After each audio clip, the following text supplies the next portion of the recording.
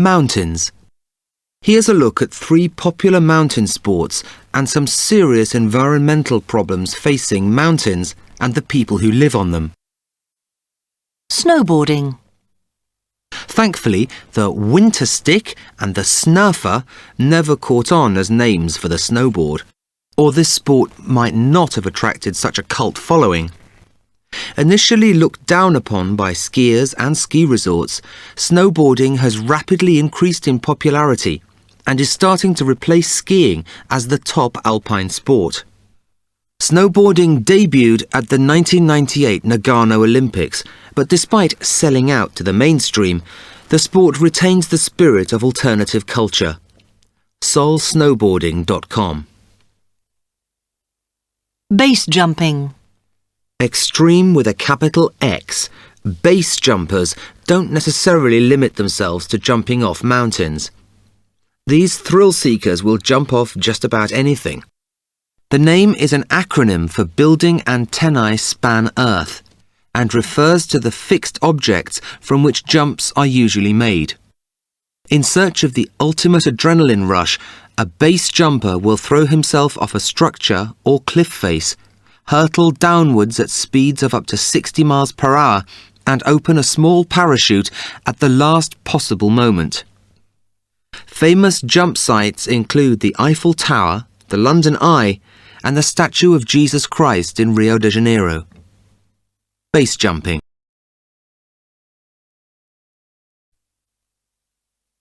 Rock climbing.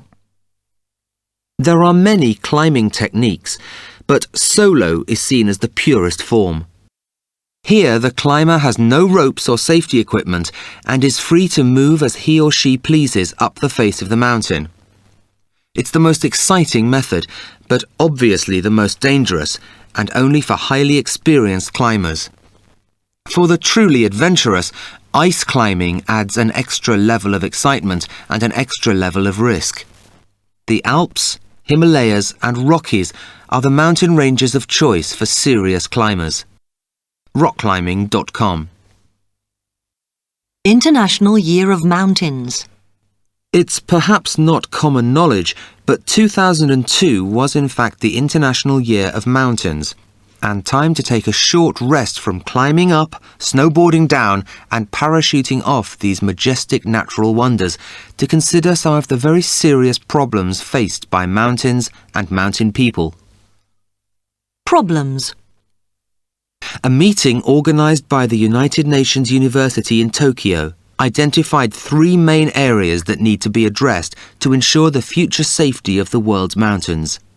These are the protection of mountain ecosystems, the encouragement of peace and stability in mountain regions, and the assistance of mountain people to reach their goals.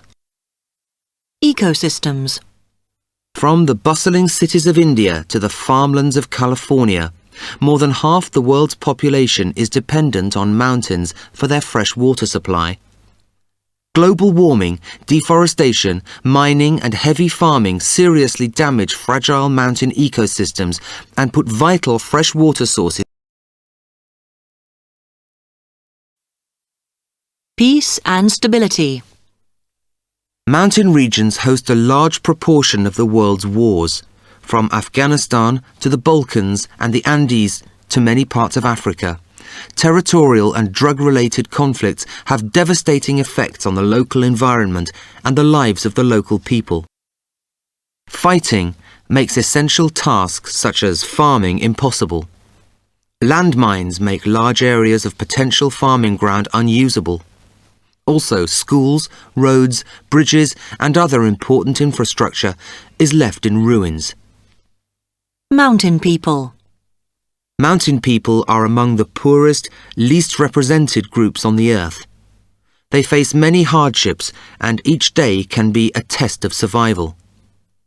Damage to mountain ecosystems worsens their situation and leaves them even more vulnerable to disease and natural disasters such as floods and landslides.